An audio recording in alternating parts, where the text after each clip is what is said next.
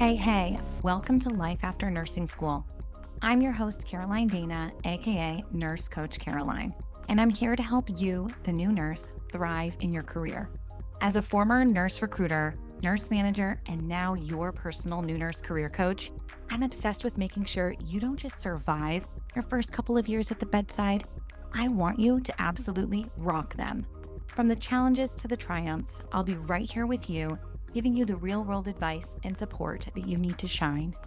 Whether you're in nursing school getting ready for life after, or you're already out there in nurse life feeling overwhelmed or even questioning your confidence, I've got your back.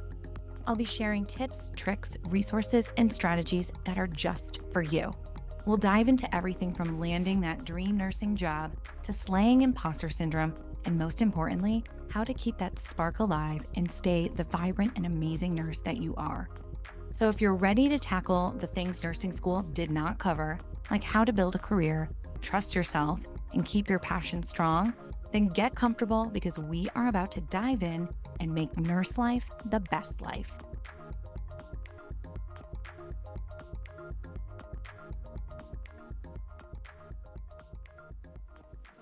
Today's episode is such a treat. I'm joined by Alyssa Jobs, a new graduate nurse working in the emergency department in California. Alyssa isn't just navigating life as a new nurse, she's also building a creative presence online, sharing her nursing journey along with her love for iced coffee, Pilates, reading, and walks with her fiance and two adorable Frenchies. I've been following Alyssa on social media for a long time, and as soon as I started this podcast, I knew I had to have her on. This conversation is fun, honest, and full of energy, and yes, you'll definitely catch a few moments where my inner fangirl shows through. If you've ever wondered what it's like to start your nursing career a few hours from home, jump into the ER before hitting that 1 year mark, or dip your toes into content creation as a nurse, then you're going to love this episode. Okay, today I am so excited to have Alyssa. She's here. She's actually a recent new grad herself, and I have actually been following her on social media for quite some time. So Alyssa, if you don't mind just starting with maybe introducing yourself and maybe sharing what initially drew you into the nursing profession. Yeah, of course. Well, thank you so much for having me, first of all. My name is Alyssa. I'm a nurse in the ER and also a content creator on the side. I first became interested in the medical field after watching Grey's Anatomy.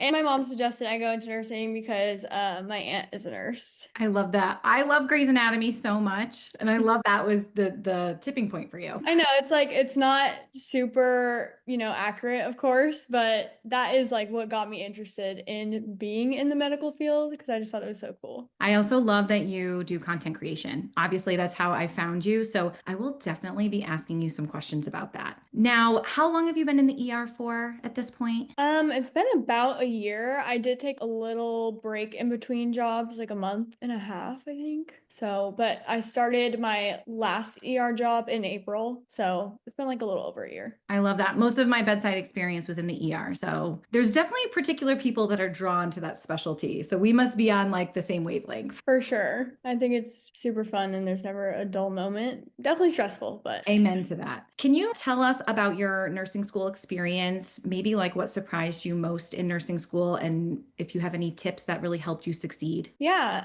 I went to Sac City College to get my associates of nursing. Then I did my BSN online through University of Phoenix while working as a new grad. What surprised me the most is how much different it is to study for nursing exams than exams during my prerequisites. I found it challenging to learn how to study, but once I figured out what worked for me, that's kind of what helped me succeed in nursing school. Like there's definitely a bunch of different study techniques you can use, but finding out like your learning style and really what works for you best is kind of, I feel like, what helped me succeed. I could not agree with you more. I have an entire episode on different study techniques. And I think it took me like halfway through nursing school to realize what worked for my friends did not work for me. I would be making flashcards because they were making flashcards. And then I'd realize, okay, this isn't even helping me. And if anything, it's just using up all my time and energy to do this when really for me, I really needed to like hear the material and then I needed to like look at it visually and then write it down, which was a very annoying process, but much more effective for me. That's so funny because that's basically how I studied too. Like I had to see it in multiple different forms for me to actually, or for it to stick in my brain. But like some of my classmates would just read the textbook, and I don't know how they do it, be able to retain the information. And I'm like, I can't. Same. I needed different kind of methods and forms of looking at learning that same information. I feel like I saw a video of you using a whiteboard for studying. Was that you? Yeah, it Yeah, was. I'm such a creep. it's okay. Yeah, I didn't think to do that when I was in nursing school like 15 years ago. That would have been really nice to just use a whiteboard instead of like lined paper and pen. Well, I actually learned that on TikTok. So, but Love I don't it. know. I feel like I never heard about it until then either. That's why I made the video because I was like, this is actually super helpful.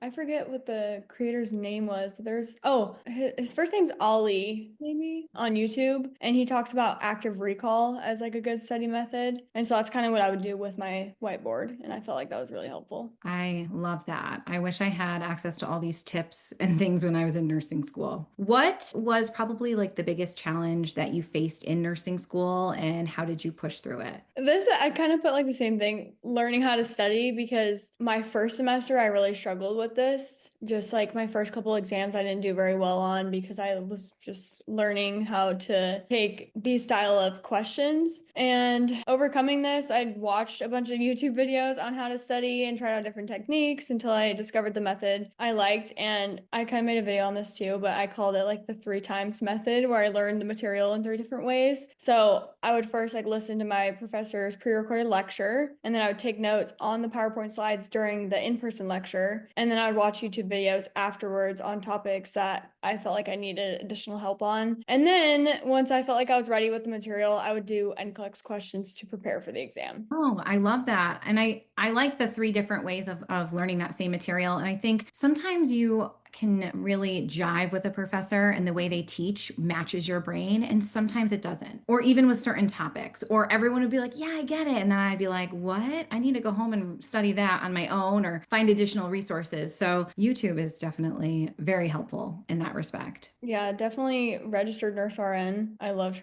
all her videos. Yes, yes. I love her stuff too. I think her husband's like her patient all the time. I think that's Yeah, I know. yeah, Like, it's so awesome. what a good sport. Yeah, right. Now, tell me about like your job search process. I believe you're in California, so I would love to hear like what that looked like for you. I have a lot of my own clients or new grads that are in my new nurse society, and I'm helping them, I swear, every day. Most of them are from California getting their first job. So I'd love to hear what that looked like for you. Yeah, so definitely very difficult and competitive in California, especially the area that I live in. I just feel like the area, I'm like in the Sacramento area. So I feel like the jobs here, they pay pretty well compared to the cost of living versus like even the Bay Area is very competitive, but obviously the cost of living there is higher. But I applied to over 100 jobs before getting accepted at a hospital 3 hours away from where I was living. And I kind of just had to decide, okay, am I gonna keep applying for 100? Like, I didn't know how many more jobs, you know? And so I was like, you know what? This is,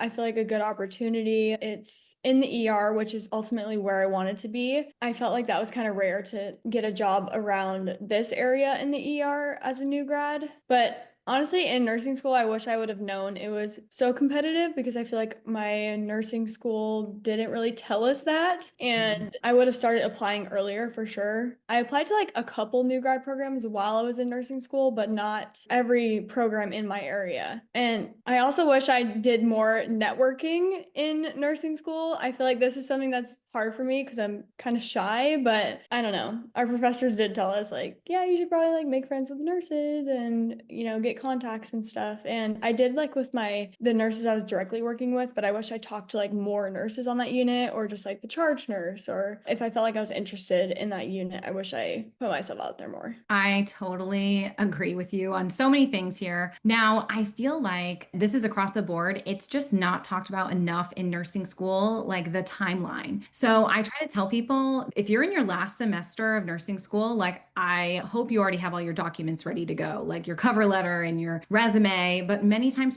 people don't. And I understand because in nursing school, we're like going day by day, trying to just get through nursing school. But often you miss that window to apply so that you have a job lined up for when you get out. So instead, we kind of usually most people miss the window because it's not talked about or encouraged really or emphasized in nursing school. And then we graduate, and then all of a sudden it's like, okay, wait, now what? Okay, now I'm applying, and a lot of the start dates are, 3, 4, 5 months from now. So it is a bit frustrating, but I am hearing this across the board. And I think my theory, although I'm not, this is me speculating, is that nursing schools are very focused on their NCLEX pass rates because that is linked to their accreditation. They are not focused on who gets a job right out of nursing school and what their employment numbers look like. They may want to know, they may reach out and ask, but I don't believe it's tied to their accreditation. So there's not really a lot of skin in the game for nursing programs to really be encouraging their nursing students to kind of get their act together and help them,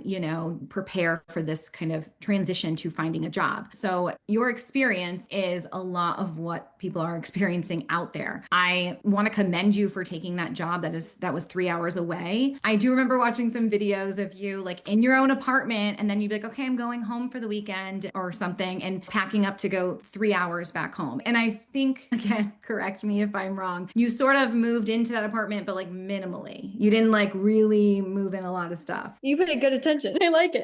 That can't see us. Alyssa's smiling and awkwardly because I feel like I know all of the details of her life. No, I love it. And I think that's a really cool thing about sharing my life is like, I don't know, people come up to me at work every day and just like share random details about like what I've been posting online is so funny to me. But sorry, going back like a little bit, Yeah. another thing, the one program I applied to was actually the hospital I'm working at now, so in nursing school, and I was actually working there as a transporter in nursing school. So I thought I had like a really good chance. Like, I don't know. In my brain, I was like, I feel like I'm going to get accepted just because I've done my clinicals here. I also work as a transporter here, but it was just so competitive and they did not hire very many people at all. So yeah, again, I just wish I applied for more. It was definitely a little bit hard traveling 3 hours to my first job, but worth it for sure. I do like that you mentioned you wish you networked more, and I try to tell people this all the time. And while you're on clinical, like on a rotation, especially if it's somewhere you would love to work, go out of your way to talk to the nurses, get to know the charge nurse. If you're on day shift or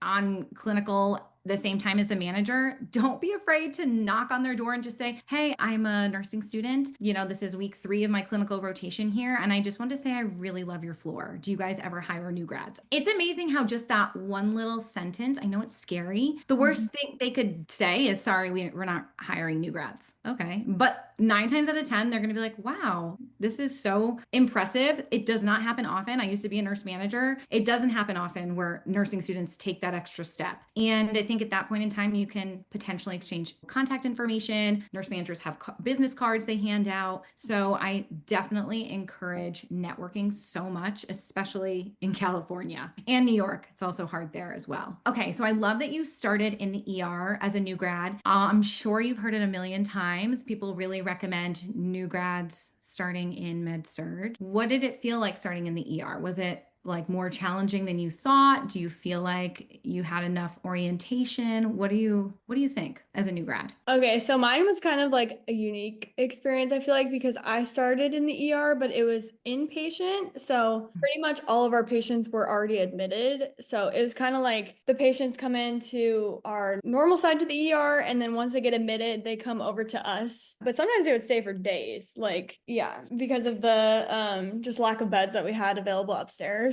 I feel like that was really good experience for me because I think starting in like the normal ER would have been a little stressful, but I only worked there for like 8 months. So I feel like that was definitely enough experience to where now I'm in the actual ER. And so I feel like a little bit more comfortable, like being a nurse, having that 8 months of experience. But at my first job, I definitely do not feel like I had enough of an orientation. I think it was like 5 weeks total, and I had like a different preceptor every day. It was kind of crazy. Oh my gosh, that is not ideal. And I truly believe an ideal orientation is at least 12 weeks with a primary preceptor, maybe having like a secondary or like a third preceptor sort of in the rotation just for scheduling needs. So kudos to you for having survived that. I will say that is a unique experience being sort of in the inpatient side of the ER. I think that's a great way to learn a little bit more of those somewhat stable patients. I mean, they're obviously not stable enough to go home, but it's sort of their next step in their journey of,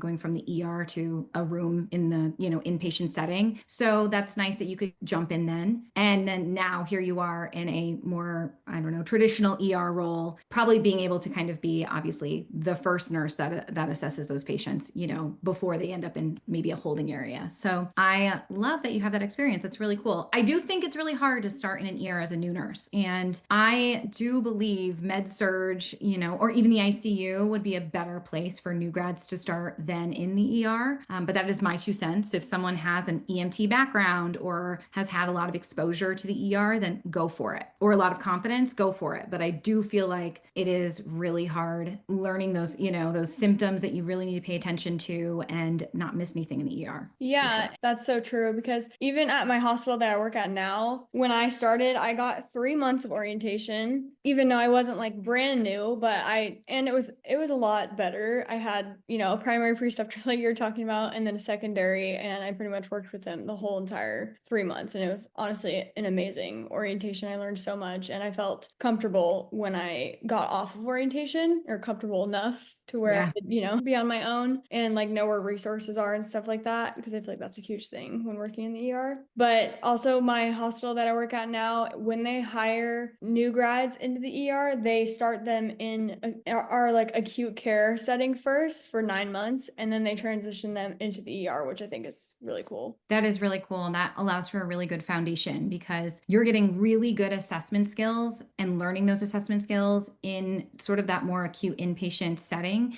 And then the ER many times is a focused assessment, right? So we're just kind of looking at whatever system needs kind of our attention at that moment. So I feel like having that foundation allows you to at least kind of pick pieces apart and kind of pivot when you need to. So yeah, that second place of employment sounds much more supportive than your first. If you are getting less than 12 weeks of orientation, I do think that might be a red flag. If you are having multiple preceptors, or precepting with someone new every day, that's also another red flag. So something to keep in mind as you get in the trenches there. Now, what would you say your biggest struggle was going from nursing school to actually being a practicing nurse? I would definitely say learning how to time manage. When I first started as a new nurse, I really had to learn how to prioritize tasks and learn what actually needs to be done right now versus what can wait until later, a little bit later to be done.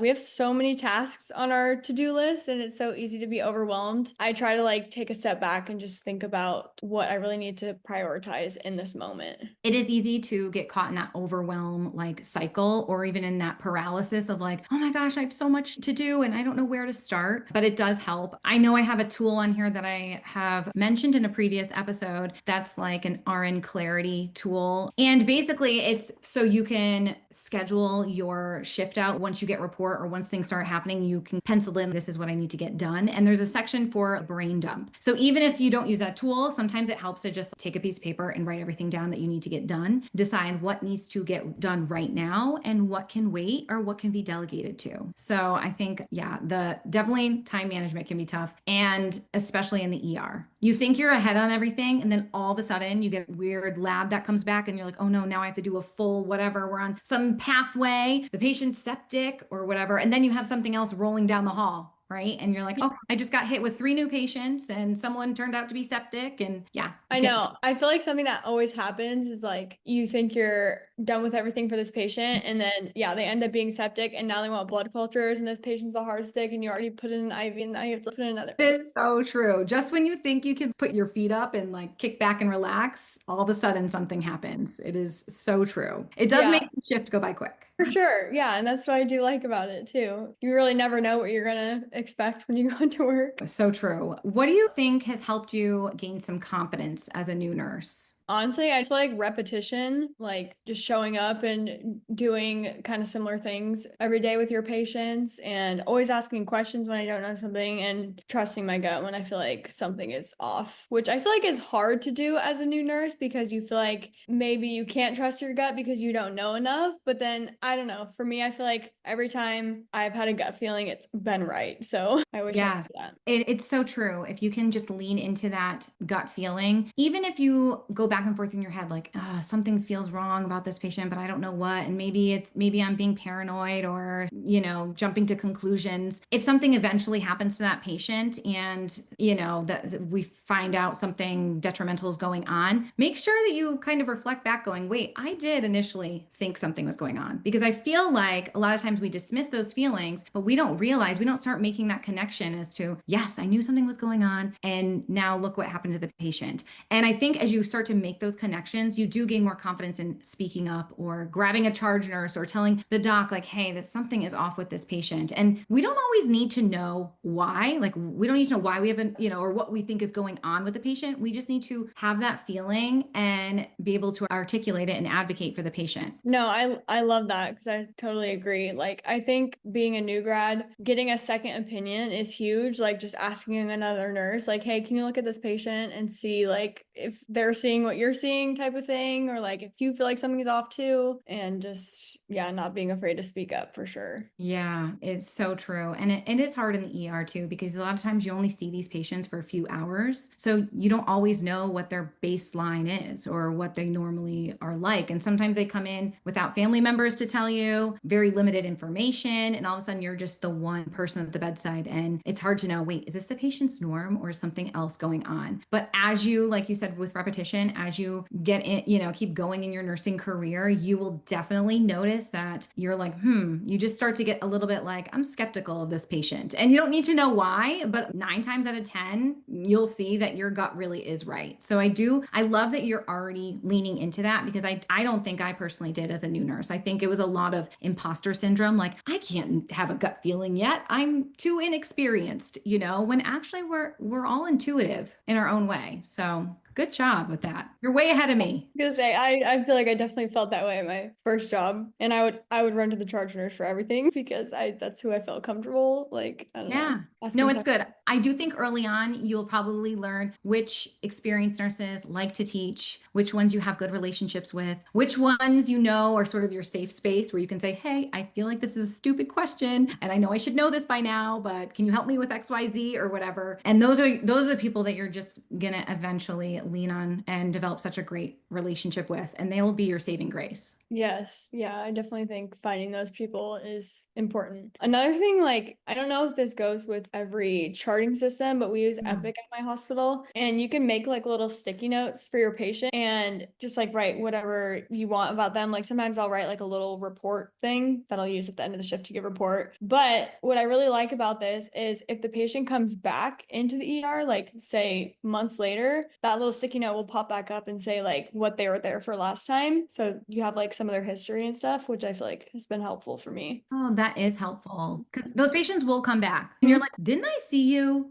And Yeah. you don't have to like start from the beginning. Yeah. A lot of the times I don't even recognize them because we see so many patients. And then I'm like, oh, I had this patient before. Or they recognize you. Were Yeah. you last time? And you're like, what do you mean last time? When were you here last? So Like two true. months ago, maybe, because I've just started here. Now, I really want to ask you some questions about content creation. What inspired you to even get started in content creation? Were you just like someone who always loved to like capture the moment, or were you like, you know what, I'm going to document this time in my life? Like, what led you there? Well, I think like years ago, I joked about starting a YouTube channel just because I used to love watching, well, I still do, but I've always loved watching YouTube and I just felt like it would be super fun to document my life in that way. But I was just a little bit scared to do that because I was like, no one's gonna watch. Like, I don't know. And so like years went by, honestly, and I started looking up nursing content creators like before I started nursing school. And like Kiara Madison was a big one that I watched a lot of the time. time, and I just loved her YouTube channel. And I just thought it'd be fun to share my tips and tricks and struggles along the way of nursing school, and in hopes that someone maybe would relate to it or,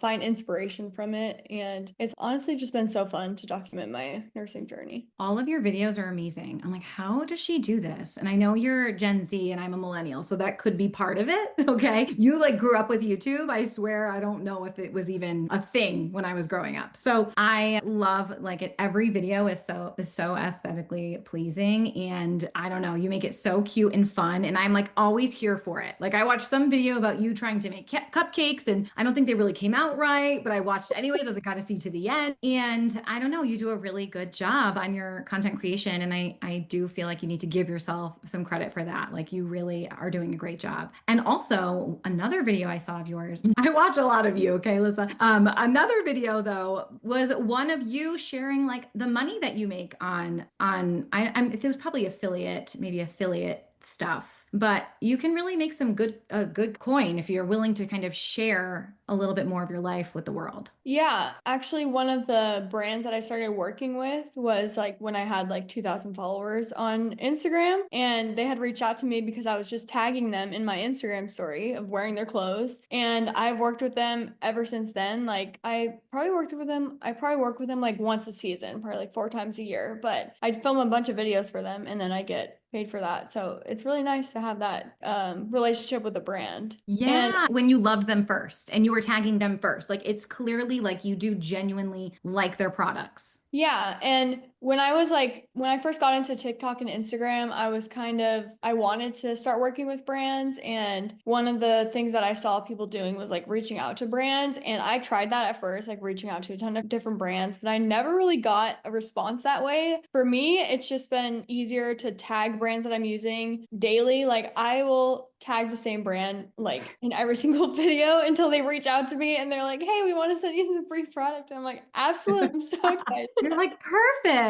Who, me? Okay. No, I love that you say that though, because I have become obsessed with Bomba's socks and shoes and everything. And I just was like tagging them and everything because I was like, ooh, I love them. And they reached out and they were like, hey, we aren't taking like new affiliates right now, but we'd love to send you $100 gift card to our store. And I was like, oh, perfect. And I got a ton of stuff. I was so excited. And I do feel like if you're just consistently post or like tagging them in things, it shows that you're not just sending them this blank email pitch of like, hey, I want to be an affiliate and you've never used our product before. It's more of like, look, I love what you've created and I share it all the time. And I do think there becomes like that repetition of seeing your name. They're like, okay, here's Alyssa Jobs again. She's tagging us again, But in a way, they're like, okay, this girl's consistent. She clearly loves our stuff. Like we need to get her on board with us. Yeah. And they probably went to your page and saw all your adorable videos and were like, okay, yes, this girl is the real deal. Yeah, I was gonna say, and they know that like when you get their product, that they're gonna see it in a post probably because you're tagging them so often. Yeah. Absolutely. I do agree with you there. I would say that definitely when I first started out, at least for the first year, my videos were not good at all. So what you see now is like years in the making. So it's definitely been a journey. I love that you share that because I'm not kidding. The other day I had that realization. And I'm not much like of a content creator, but I do love to educate people. I love helping new nurses. I know everyone's on social media, so that's sort of where I can connect with them. But the other day, I forget which influencer was sharing, but they were going through like a slide post, like a carousel post, and it went all the way back to like 2018 of them starting. And then sometimes I think we see this overnight success or we think that that's, the norm, but actually it's not. It's like consistent, it's hard work, and it's just like continuing to show up. And obviously you learn how to make things better and better. Like some of my first videos, I'm like, oh my gosh, these are bad. But I put myself out there, right? I know, definitely for my like YouTube videos. I'm like, I really hope no one scrolls to the bottom of my YouTube channel and watches the first video because it's so cringy. Like at least my first 100 videos, because I've been posting on YouTube for, like once a week for Wow. I don't even know since I started nursing school, so probably like 2020, I think. That's amazing. That is really consistent. Yeah, I just How did you get the confidence to start creating content? I know there's probably people listening, especially because most of the people that listen to the show are new nurses, likely around your age. You guys grew up in like a digital era. I do feel like there are a lot of people that want to create content, but they're like so scared to put themselves out there. What made you like, okay, I'm doing it, and I don't care what grandma says or my neighbor or my ex-boyfriend? What gave you the confidence? Honestly, I think just like following other nurses and seeing other people do it and seeing other creators grow from like, I don't know, I'd follow some creators that had like 1,000 followers or whatever, and then I'd see them grow and I'm like, if they can do it, I can do it. I And love that. I've just always wanted to do that. And it definitely took a lot of like building myself up to it. Oh, But now. in 2020 we like moved into a new house and me and my fiance we're living with his dad, but his dad wasn't there most of the time. So I felt more confident filming videos when no one was there and still do. I still even don't even like filming in front of my fiance, even though we've been together for 10 years. I'm like, can you leave for a second? I'm gonna film a video. No, I can relate to this so much. Even my husband, he'll be like, I'm listening to your podcast episode. I'm like, oh, Lord, like more of me talking? How do you do that? There is that layer of just like, you are so vulnerable when you put yourself out in the world. And it is easier in a way when it's people you're like, well, I don't have to like look them in the eye, right? They're on another screen. I will say, I think it does help, kind of to your point, to follow the people that build you up and give you that inspiration to do the same thing.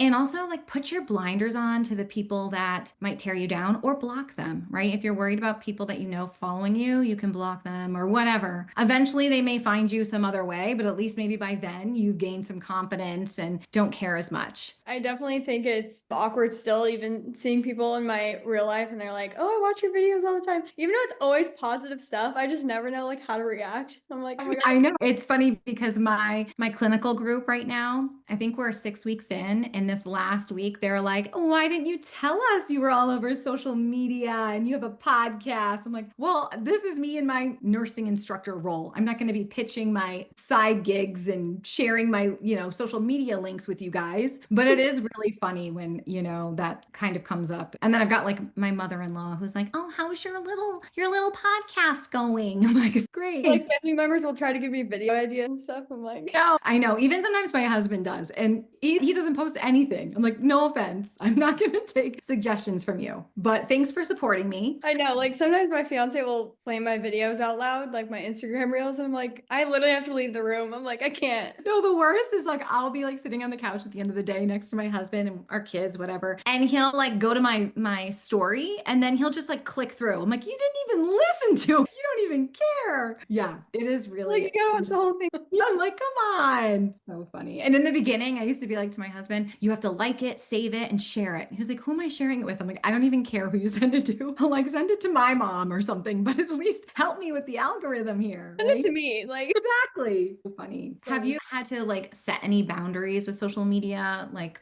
I feel like when I'm usually, I don't know, I feel like I don't need too many boundaries when it comes to social media, except like I said, I will try to follow the people that I find inspiring and like mute out the noise of people that I either compare myself to on like a negative aspect. And then I also don't read a lot of my comments. It can get kind of hairy. yeah, I think I could be better at this probably, but I feel like I try to not be consuming as much like content as I post, even though it's so much easier said than done. Like even when I'm posting content, I feel like I have to scroll for a second, you know what I mean? But like I do set like app limits and I try to like stick to those, or every once in a while I'll take like a full day off of social media and just not post anything or not consume anything. But also as for like my job though, I feel like it's important to set boundaries with that too, because I've seen so many people post TikToks or whatever, filming in the med room or like filming at work. I don't know how they do that. Like my hospital would not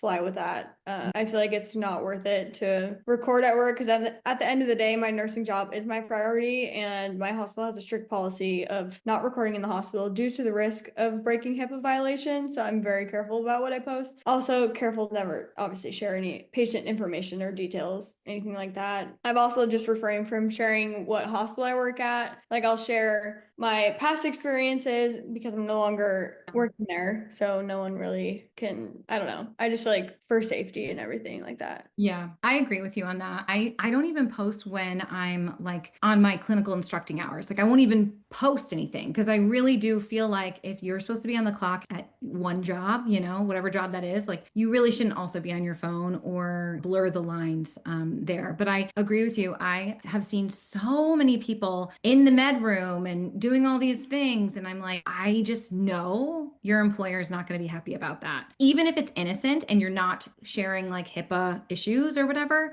being in a med room on the clock, filming yourself, I feel like that just exposes or puts you at risk for your job or, some kind of scrutiny in that respect. Yeah. And if you were to ever make any sort of like error at your job, it could, backfire, obviously. If you're posting something and you're like in the med room and they're like, well, you weren't really probably paying attention to what you were doing. Yeah, I would good just point. If you make a med error and you spend a lot of time doing dances in the med room, it's probably not going to end well for you. yeah. And everything really is discoverable now too. So it's just hard. I love that content creation can be an outlet, especially for such a challenging and stressful job like nursing. But I always try to tell people if they're wanting to get into it to just like set those boundaries with yourself initially and remind yourself too. Plus, I never, or trying not to at least, post or record me with like my badge on, or anything with like a health system logo on it or like a lanyard, because again, that many times that is specifically said in like the social media policy of whatever organization you work at. They don't want to be affiliated with your social media.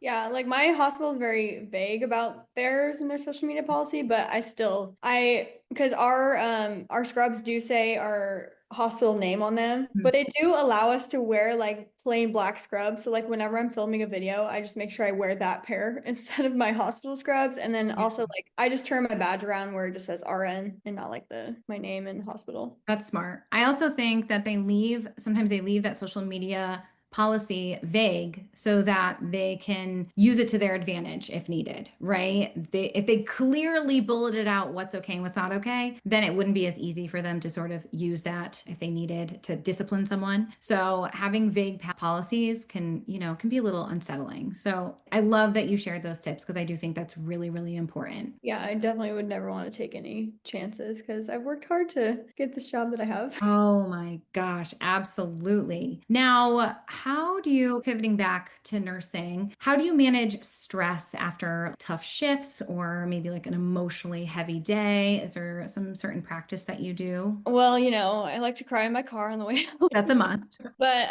when I come home from work, I like to talk things out with my fiance about, I don't know, he doesn't fully understand, obviously, but I feel like there's some comfort in that. Like I don't have to share any details because he wouldn't really understand anyways, but just that I had a hard day, and he always tries to brighten my mood and take care of me after a shift. He also has a tough job, so we just try to be there for each other on the days when we need it most. But other than that, like on my days off, I try to do things that help with, lowering my stress levels, like doing hobbies such as reading, walking, Pilates, walking my dogs, stuff like that. Yeah, you're an avid reader. You also didn't include that in your bio. And I was like, oh, hello. She I likes did to. No, you didn't. Don't worry, I'll add it in. it. But what are you reading? You have a Kindle, right? Yeah, I do have a Kindle. And that is something that I do every night to fall asleep too, because even when I'm reading like during the day on the couch, like I will fall asleep if I'm just sitting there reading, which is why a lot of the time I like to listen to audiobooks and do other things or like walk and read on the treadmill. So I don't know, because it puts me to sleep. But No, I love that. Now, tell me, okay, how are you with your work-life balance? this is like my favorite topic ever. But I feel like it's so important as a new grad to have work-life balance. Just because being a new grad, your days at work are super stressful. So like having activities that you can look forward to on your days off is super important and not just on your days off,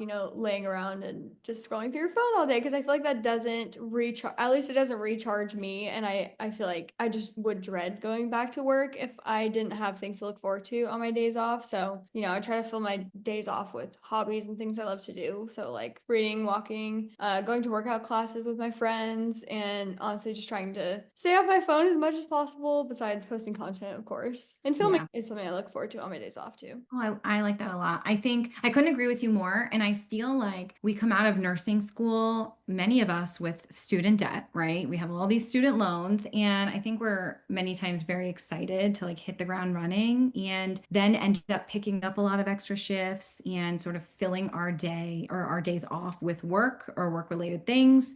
And then you end up totally burnt out. And to your point, like that first year or two as a new nurse is so stressful. It's also like it's so demanding on your like the mental load because you're learning every day, but you're also like thinking, okay, what am I doing? What should I be doing? You're like constantly assessing your patients and the environment and your workload. And I just feel like if you don't take time to literally move the needle completely in the opposite direction where you can just, like you said, recharge, reset, you're going to burn out or hate your life so much. Yeah, and I feel like I don't know. For me, I haven't really ever. I mean, I've picked up like probably 5 shifts total in my whole like year as a nurse because I also heard that like it's not really necessarily beneficial to do that just because then you're gonna feel like you're burnt out. And also like having content creation on the side, I honestly don't feel like I have a lot of time to like pick up overtime, which is in my opinion, I feel like is a good thing. And also like being able to make money on the side and not have to worry about going into the hospital to pick up an extra shift has been nice, of course. But yeah. I love that. And also it's like such a yes, okay, it is demanding making content creation. I mean, take it from me, like it's not easy and I'm, nowhere near as involved as you are. Like I don't have a YouTube and don't plan on starting one anytime soon, but it is a lot of work. But at least it's like a different type of work than what nursing is. So you're kind of balancing out like, yeah, you have things to do and you're busy and you have a lot maybe on your plate, but at least it's sort of different where you have like one's more creative and maybe technical. And then the other one is obviously critical thinking and physical and, emotionally draining. So it is nice to have that balance for sure. I also heard a tip that I absolutely love. When you get your nursing schedule, like it's posted to the unit, when you go to put it in your planner or app or whatever you're using for your schedule, also taking the time pretty shortly after that to pencil in like your hobbies or things that you want to do. If you want to like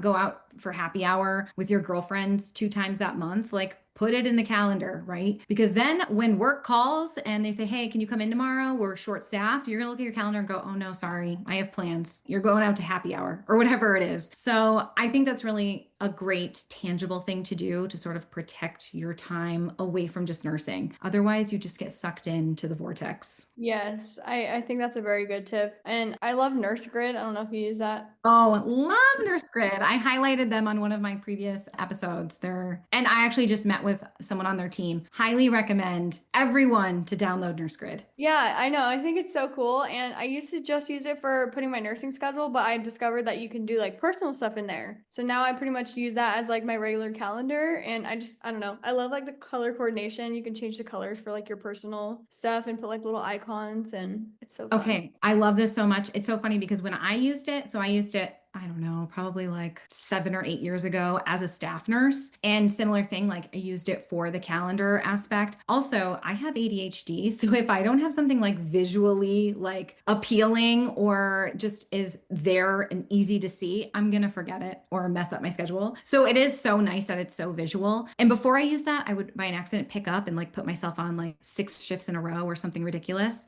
And 3 of my like good friends were all nurses, so we like to I wish you could do them all at the same time, but like I go back and forth between like different calendars to see like who's working this day because planning days that we can hang out is so hard first because we all work different schedules. So and like 2 of my friends work night shift and then the other one works day shift and I work day shift, so it's so hard. But yeah, I love Nurse Grid for that. Yeah, that is really nice. And like you said, putting in your personal stuff. So then work calls you and you pull up your Nurse Grid and you're like, oh, I'm booked, right? Or this is my day that I have designated for content creation. Like I cannot do anything else. And like knowing those limits too and respecting those things. I think that's so important. Can you like, because my hospital doesn't reach out to us on our days off to like to ask to pick up shit. Yeah, I know. I'm like, I wonder how many hospitals are the same way. Because like for ours, we can just text the charge nurse and be like, hey, I can pick up tomorrow. And like they'll never really say no, but they never like call, at least, I don't know, maybe I'm just new and they haven't done that or something. No, But yeah. listen, I feel like the more I'm talking talking to nurses all across the country, like there are sort of different methods or processes in like each area, but I feel like at least over in the Northeast, they will call you, text you, email you, pretty much send a dove with a scroll in its mouth to see if you want to work the next day or whatever it is. And it's so frustrating because, at least for me, and this used to really like, I don't know, put me in a bad position. They would say, hey, like we're short staffed tomorrow. Could you come in? We don't want the team to work short. And they like pull on your heartstrings. They make you feel guilty. So then you say yes. Okay, great. Now you're exhausted because you picked up and you didn't really want to pick up. But even the times I would say no, that next day, whatever I was doing, I would feel bad. I'd be like, oh, should I just like get my errands done another time? Or should I call them and see if they're okay? And like it would put a damper on that entire next day. So I appreciate when hospitals like respect boundaries. They need to respect that. Yeah, I think I would definitely feel the same way as you because when I was working as a CNA, I was like per diem, so I would just pick up shifts and I would get texts every day about like which because I worked for a registry, so I would go to different facilities. Yeah. But I'd get texts like about different facilities needing a CNA. And so I would always feel bad when I like didn't pick up the shift. And then later in the day, I'd be like, oh, I could have been at work right now, like making money. And so I could imagine that would be very stressful. So I'm glad Yeah, that it leaves you in this bad like mindset cycle.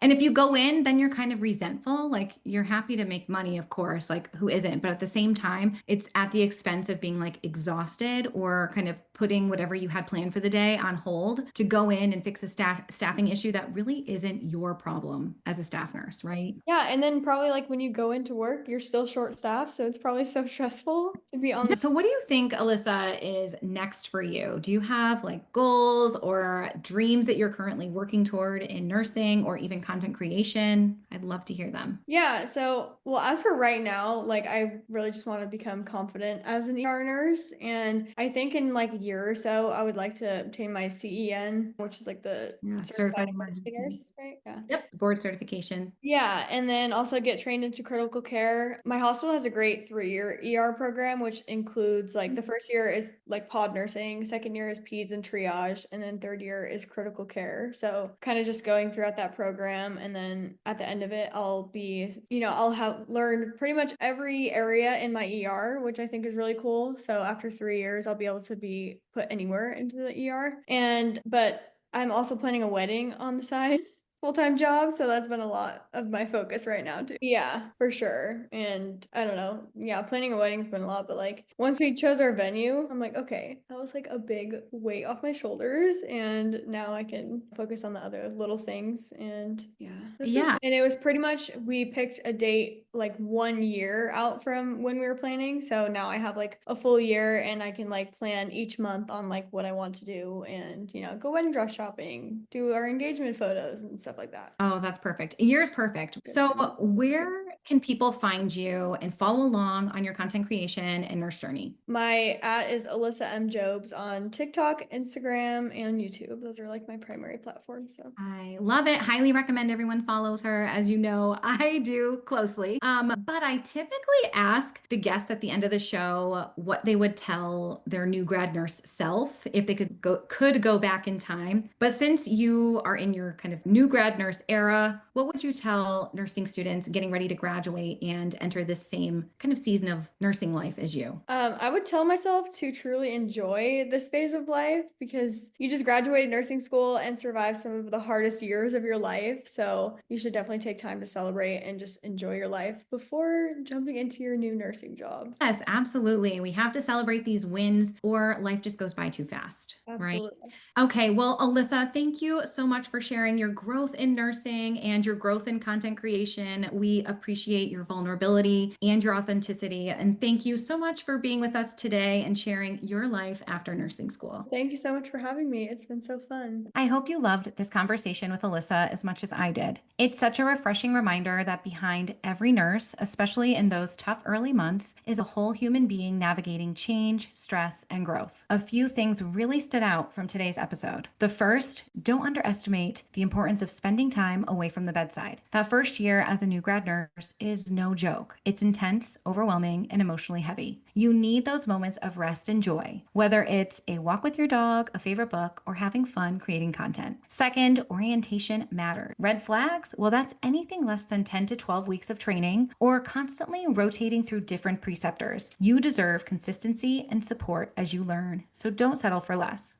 And finally, if you're thinking about creating content or sharing your journey online, do it. It's okay to feel awkward at first. We all start somewhere, and your voice could be exactly what someone else needs to hear. Thanks again to Alyssa for being so open and vulnerable with us, and thank you for listening and tuning in. If you found value in this episode, consider sharing it with a fellow new nurse or someone curious about life on the other side of graduation. Until next time, take care of yourself, both in and out of scrubs. And as you know, I have one hand for me and the other for you. Signing off.